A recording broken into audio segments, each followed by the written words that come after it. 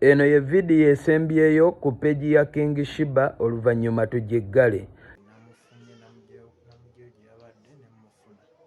Ebya King Sheebah byongedde okuba nga bitabuka. Yadde pasita yamufunye naye Mukunja ataseera agaanye okuba nga addamu okwatagana naye era ebibye yandibanga abinnyise mu nsuwa. Olunaku olwaleero emboozi gye njagala tunyumyemu olunaku olwaleero wannaboyigi subscribinga likinga vidiyo eno esobole okuba nga etambulira ddala etuuke ku oyo omuntu ssekinnoomu ate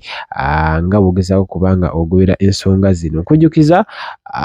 wannaboyigi gye tutambula ne Hajimiti okulaba nga tutuusako emboozi bwe ziti. Kale King Sheebah omuyimbi wammwe kyaddaaki bambi ebibye byongedde okuba nga bitabuka. Munajjukira yakwata ekkubo n'ava ew'Omukunja Taseera n'asobola okuba nga yagenda.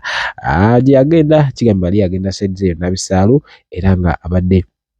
alina omuzira kisa eyamulonda naye nga akola gwa kumuzanyisa content nga bw'ogezaako okuba nga olaba ka vidiyo ako nakumugulira walagi. Yaleka eddagala era nga na buli kimu ekikye yasobola okuba nga akirekewa Mukunja but later ebintu bye byakimibwa era Mukunja yatugamba nti byagenda ewa Anti Shifa. Embeera ebadde ejja etambula addala bw'etyo nga bamunoonya tebamulaba naye nga bw'ogezaako okulaba omuganda we Pastor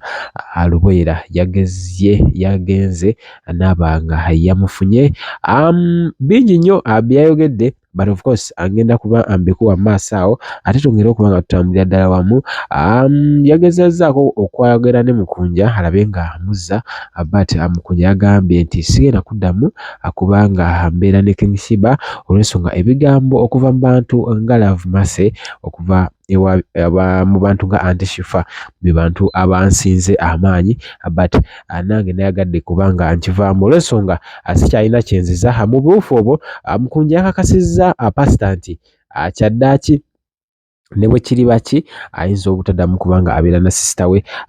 Yasuubizza era yakakasizza nti agenda kudiriitinga all the accounts eza King Sheebah. Bingi nnyo abenza okwagala okumanya but I think Mukunja ajja kuba nkunoonyako olunaku olwaleero tugezeeko okuba nga atuwayaamu era tulabe ensonga eno tuzza gye resolvinga ntya because accounts za King Sheebah ezo accounts amaanyi nnyo. So bw'ovaayo n'ogamba nti ogenda kuba nga ozigala it is very sad because tulengera nti amaanyi ge wassaamu ng'omuntu naawe oba oganyise. Njagala tunyumyemu kwansawo mu comments. Njagala ombulire ebigambo byonna ebigenda mu maaso obulamu bwa Sheebah nga bwe muzze mubulaba n'obulamu bwe essaawa eno. Where is the problem? Because muzze mugobera emboozi zino nga batabuka ne baddamu ne batabuka ne baddamu but I believe at this time round Mukunja could have something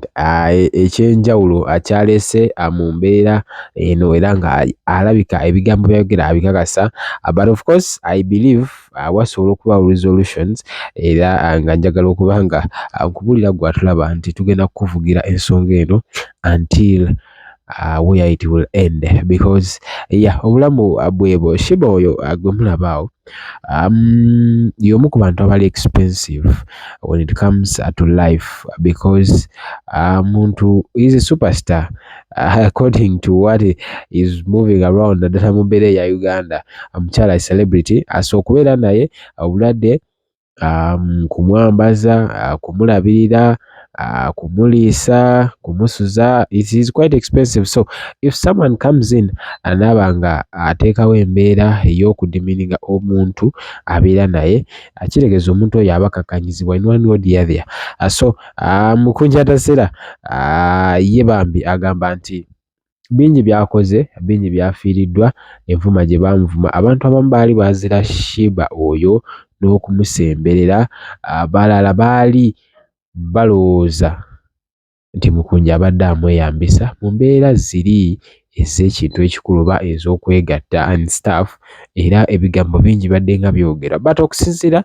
ku bantu abamu balowooza nti Mukunja akoze ekintu ekyenjawulo okuba nga abeera naye abalala bo balowooza bw'abadde amweyambisa. Kale bw'aba abadde amweyambisa essaawa eno abeerawo atya because eyo nayo takeaway eri era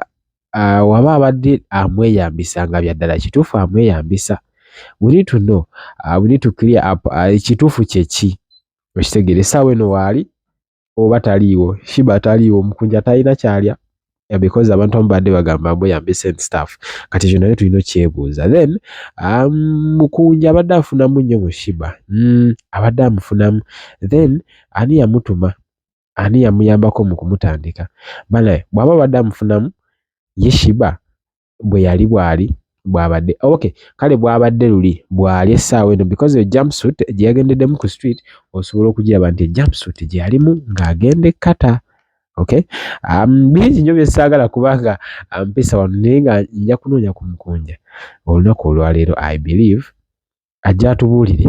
ensonga zino era essaawa eno njagala kubanga nkuwa omukyalo oyo alina obubaka bwe bw'adaayisaawo then nkone mukunja ate tukwatagane oluddako mu nsi yonna nkimanyi kino si kye mwasabiriranga naye kwe kubadde okusalawo kwa Katonda nkimanyi abasinga muli banyivu okusinziira ku byendaba mu comment section n'obuvidiyo bwe mulaba okusinziira ku King Sheebah by'abadde akola ne byali okukola naye ntwala okusaba kwange okuw'obukkakkamu amaaso twandigajje ku King Sheebah tusooke tutunuulire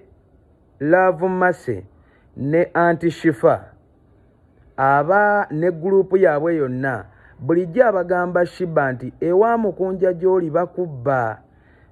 ba mitima mubi obonaabona ku nkomerero ya byonna Sheebah n'atambula n'addayo ku street n'addayo okulya kasasiro naye nga bo ennaku zonna Sheebah z'amaze ebweru ku kkubo teri n'omu eyavuddeyo nti kasituka agenda ataase King Sheebah beefudde bize nnyo byonna ebigenda mu maaso tewali kye balaba what is it for the mean nti Sheebah waabeeredde nga wano abadde nga alabika bubi era ng'abonaabona nnyo okusinga eri gy'ali kati ku kkubo era abalabikira bulungi obudde buno kyannaku naye ntuuse okusaasira eri abantu bangi abakyali ku nguudo eyo n'abalala abafaanana nga Sheebah babadde beetaaga obuyambi bw'abantu ng'omuntu takyasobola namuyamba agamba nange wenna agenda omuyamba bagenda wunzika ebivumo bye baavuma mukunja nange bye binvumiddwa Anti Shifa ne Love Mercy mbasabira Katonda abawe emikisa mu zadde lyammwe mu baana be muzadde muleme kuvaamu mwana afuuke Sheebah kye yafuuka of course Sheebah abadde akyalina wa sofa abadde yasigaza ennyimba ziri bbiri z'abadde tannata ennyimba ze zonna z'abadde ayimbye tubadde twazita kolabo ye gye yakola ne Kalifaganaga ndowooza gyemba nja kuluta then n'oluyimba lwolala baluyita Mukama ndi kuwa baluyita batya zibadde mu studio eyo ye kyokka ekibadde kisigadde kiyinza oba nga kitugatta wakati wange naye era nja kuzita oluvannyuma peegi tugiggalewo mwebale nnyo abamubeereddewo akabanga ako Mukama Katonda abawe bye musinga okwa kati era nga yambadde mukaayana n'obuyambi yamubateeredde naawe tandikiraawo obeeko ky'omutuusaako yamulinyisa ennyonyi amubeereddewo yamufunira waasula yali asula ku street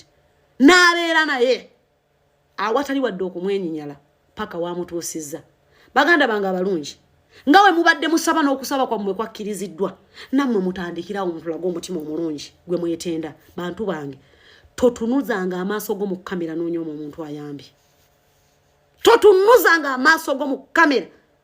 okwagala okutyoboola omuntu ayambye omuntu gw'obadde tosobadde n'okwesembereza mwenna mumusemberedde lwa mukunja atasera